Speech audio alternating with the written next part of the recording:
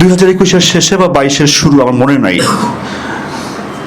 সেই সময় আমার একটা পেজ ছিল, রাহাত শান্তনু জনতার গবিয়াল। আমি প্রায় 2012 সাল থেকে ননস্টপ এই আওয়ামী লীগের বিরুদ্ধে স্যাটায়ার, কবিতা, স্ট্যান্ড আপ কমেডি এবং গান করতাম। আমি গানের মানুষ, আমি ছোটবেলা থেকে গান শিখছি, এই কাজটা টুকটাক পারি আমি। তো সেই সময় আমার গান, কবিতা মানুষ শুনতো, শেয়ার করতো, ভালোবাসতো আমারে। আমার অনেক মানুষ তখন ইনবক্স করতো যে ভাই আমি গান লিখি, একটা আমার গান গাবেন, ভাই আমি কবিতা লিখি, আমার একটু কবিতা পড়বেন। আমি সবার বিনয়ের সাথে বলতাম ভাই পাঠান, লেখা পাঠাইতো। আমি দেখতাম লেখার মান ততটা ভালো না। আমি ওর বিনয়ের সাথে বলতাম যে ভাই আমি তো আসলে নিজের লেখা ছাড়া কারো কাজ করি না, আমার এই মুহূর্তে মাফ করেন। এরকম কোনো একদিন, হয়তোবা সেদিন আল্লাহর রহমত ছিল আমার মাথার উপর, সীমান্ত শরীফ আমার মেসেজ করলো যে ভাই আমি কবিতা লিখি, আপনি কি আমার একটা কবিতা পড়বেন? আমি তারও একই কথা বললাম যে ভাই লেখা পাঠান, আমি দেখি। সে আমার লেখা পাঠাইলো, বললো শুক্রিয়া। আমি বাংলায় লেটার পাওয়া ছেলে। আমি 21 বছর বিদেশে থাকি, অস্ট্রেলিয়াতে থাকি। এখন পর্যন্ত আমার ইংরেজিতে অনেক ভুল আছে, সেটা লেখায়, সেটা বলায় অনেক ভুল আছে। বাংলা মিডিয়ামের ছেলে, কিন্তু আমি বাংলা নিয়ে খুব আমার একটা অহংকার আছে। আমি ইন্টারেও বাংলা লেটার পাইছি। এই আজকে বাংলা একাডেমির আজম ভাই, ডিজি যে আজম ভাই, ডক্টর কুদরতি হুদা, আমি বেড়ে উঠছি তাদের সাথে। এরা আমার বাংলার একজন শিক্ষক। তো এই বাংলাটা নিয়ে আমার একটা গর্ব আছে যে আমি বাংলাটা খুব ভালো লিখতে পারি, বলতে পারি। সীমান্ত শরীফের লেখা পড়ে আমার হাত ঠান্ডা হয়ে গেল, শরীর পুরো ঠান্ডা হয়ে গেল। আমার কাছে মনে হলো কোন ডিকশনারি পড়ছে যেটা আমি পড়ি নাই, বাংলা ভাষার কোন ডিকশনারি এই ছেলেটা পড়ছে যেটা আমি পড়ি নাই। আমার কাছে মনে হয়েছে আমি ওর হাত দুইটা স্বর্ণ দিয়ে বান্ধায় রাখি। এত স্ট্রং ভোকাবুলারি, এত স্ট্রং শব্দ চয়ন আমি ইহজন্মে পড়ি নাই। আমি আল মাহমুদ পড়ছি, আমি সফা পড়ছি, আমি ফররুখ পড়ছি, আমি নজরুল পড়ছি, রবীন্দ্রনাথ পড়ছি, গান গাইছি এত বছর। ওই সীমান্ত শরীফের লেখা পড়ে আমার মনে হয়েছে যে আমি বাংলা পারি না, বাংলাটা আমি এখনো শেখায় অনেক কমতি আছে, আমার খামতি আছে অনেক। আমি ওর সাথে সাথে ফোন দিলাম। আমি ওর ফোন দিয়ে বললাম ভাই আপনি এটা কি লিখছেন, আমি আপনার কবিতা পড়বো।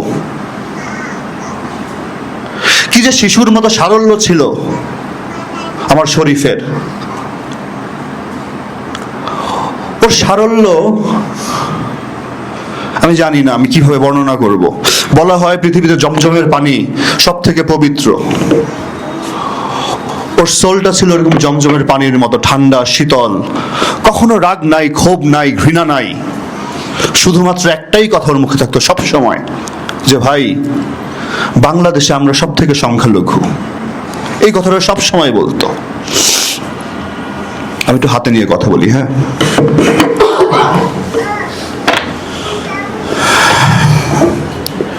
এই শুরু আমার শরীফের সাথে আমার পরিচয়। ওই যে বললাম 5ই আগস্টের আগে হাদি ছিল না, হাদিস ছিল না, ছিল আমার শরীফ। আমার বয়স কম না, আমি 40 পেরোছি বেশ আগেই। হাদি দেখতে ছোটখাটো, মায়া মায়া মুখ, মায়া মায়া হাসি, সবসময় বিনয়, সবসময় অবনত মস্তক। আমি ওরে আমার ছোট ভাই, অনেক সময় সন্তানের মতো ট্রিট করতাম।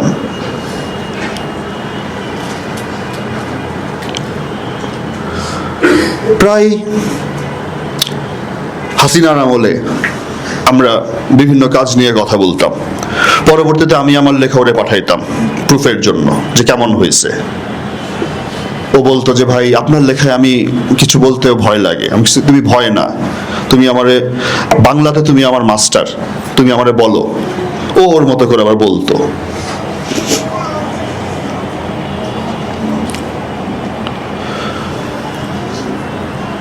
দুই 2022-এ যখন ডিসেম্বর মাসে একটা বড় সমাবেশ হয়েছিল বিএনপির, প্রথমে বলছিল পল্টনে হবে, পরবর্তীতে সেখানে তারা অ্যাপ্রুভাল পায় নাই, সেটা পরে যে হলো গোলাপবাগে। আমারে বলল যে ভাই দোয়া কইরেন। তো অনুষ্ঠানটা ছিল 10 তারিখ, if I am not wrong.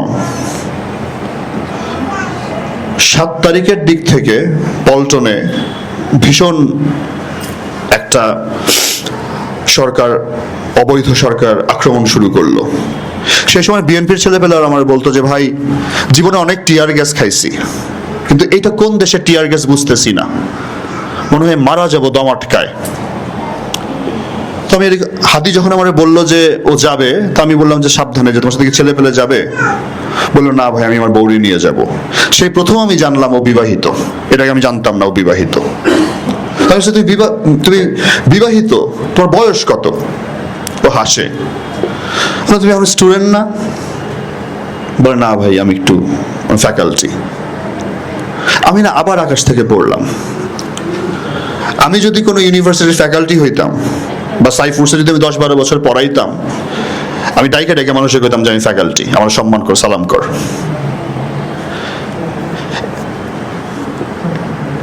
অহংকার শব্দটা আমি কখনো হাদির মধ্যে দেখি নাই। মানে ও এত মানে বিনয়ের সাথে ওর অ্যাচিভমেন্ট বলতেই চাইতো না, বা মুখ ফসকা যদি জিজ্ঞেসের কারণে বলা হইতো, বলতে হইতো, তখন বুঝাইতো যে আসলে এটা যোগ্য না।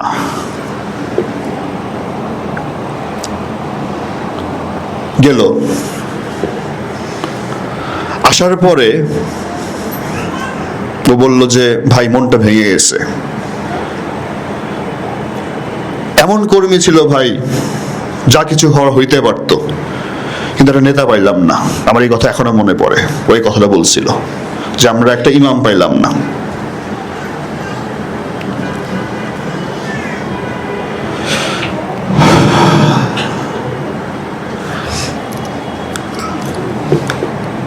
আমি 23-এর শুরুর পর থেকে আমি অনেকটাই এই কথাটা বলতাম যে যেহেতু কিছু হচ্ছে না,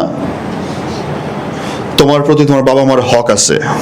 এটা সবাই, আমার যাদের সাথে অ্যাক্টিভিজমে বা পলিটিক্সে পরিচয় ছিল, আমি সবাই এই কথাটা বলতাম, ছেলেদের মেয়েদের, যে তোমার প্রতি বাবা মার হক আছে, যারা ম্যারিড স্ত্রীর হক আছে, যাদের সন্তান আছে তাদের সন্তানের হক আছে, যারা যে মেয়েরা রাজনীতি করে তাদের স্বামীর হক আছে, সন্তানদের হক আছে, হক মাইরো না। আমি তখন হাদিরে বললাম যে তুমি এরকম একাডেমিক, তুমি তাহলে বিদেশে চলে আসো। আমার এখনো মানে আমার মেমোরি খারাপ না, আমার মেমোরি মোটামুটি ভালো, আমি সবকিছু মনে রাখি। মানুষ ও আমার বলছে হাই ভাই আপনি এটা কি বলতেছেন, একদম এই সুরে। কয় ভাই জীবনে অনেক চান্স ছিল, এই জমিন ছেড়ে যেতে পারবো না ভাই।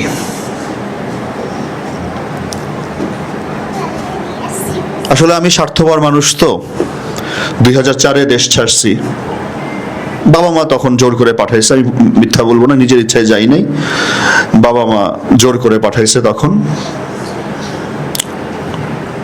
তো আমার মনে হইতো যে যেহেতু আমার মতো ছেলে কইরা খাইতেছে, হাদির মতো ছেলেরা তো এত ব্রিলিয়ান্ট, অনেক ভালো করবে এবং কন্ট্রিবিউট করার অনেক জায়গা থাকবে, বাট নাড়াইতে পারি নাই ওরে আমি।